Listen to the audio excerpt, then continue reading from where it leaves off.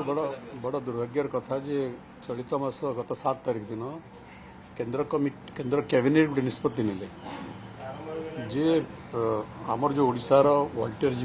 Division रे जो जति अंश सब अच्छी ताकू नहीं आंध्र गोटे स्वतंत्र जोन बर्तमान कराला आंध्र पाई से जोन रे मिसई देले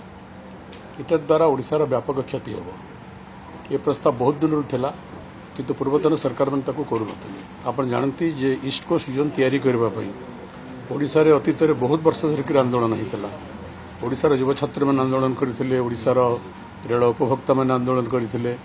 एवं बहु तपस्या बहु साधना बहु आंदोलन पले जेतेबेले श्रीयुक्त देवगौड़ा भारत वर्षर प्रधानमंत्री थिले सेतेबेले ईस्ट कोस्ट रेलवे घोषणा करा जिथिला एवं कार्यकारी करा जिथिला एवं ईस्ट कोस्ट रेलवे भारतवर्षर रेल को सर्वाधिक राजस्व दिए माने वर्षक प्राय 25,000 रु 30,000 कोटी भितर तार कंट्रीब्यूशन अच्छी ईस्ट कोस्ट रेलवे ओडिशार एवं ये जो निष्पत्ति सरकार नेले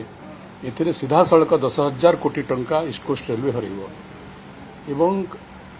ओडिशार बहुत जोटा रेल अंचल गुरुत्वपूर्ण रेल अंचल से आंध्र प्रदेश जोन को स्वतंत्र जोन आ जोन कले से चली जाव गोटे रायगढ़ स्वतंत्र डिविजन कराई आम ताको स्वागत करुचु किंतु आमे दाबो करुचु जे तुम स्टेट सेंट्रिक जोन करिवो तबे कर किंतु से पॉलिसी ओडिशा पय मध्ये लागू कर तो ओडिशार बालेश्वर जिला मयूरभंज जिला आपनकर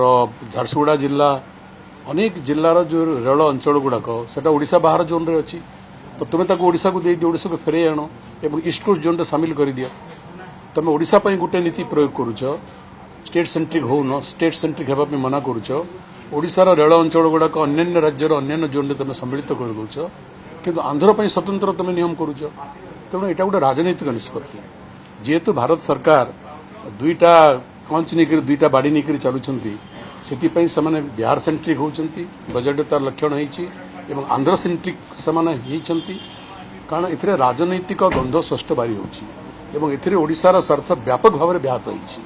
तेणु विजु जनता दल दाबी करिछि जे तमे ए निष्पत्ति परिवर्तन कर जदि ए निष्पत्ति परिवर्तन न करिवो ताहले ओडिशा पय मध्य सेही नीति को प्रयोग करो।